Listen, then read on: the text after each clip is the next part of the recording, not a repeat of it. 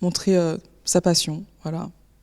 Faut juste voilà, être franche, honnête et voilà, foncer.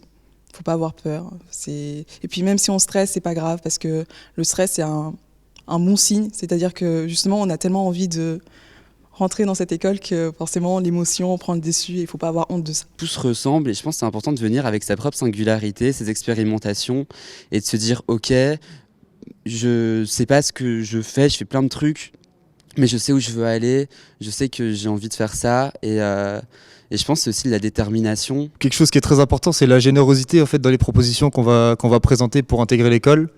Donc déjà une générosité au niveau de la quantité, mais aussi une générosité au niveau de la variété de propositions qu'on va apporter. Parce que les choses se font dans le temps où elles sont censées se faire, d'écouter ses intuitions et de ne pas avoir peur d'avoir peur ou avoir peur d'être en colère ou d'être triste ou de ne surtout pas se comparer, de ne pas être sûr de soi mais de ne pas douter de soi. C'est aussi peut-être en montrant une part de fragilité, en montrant des points d'incertitude.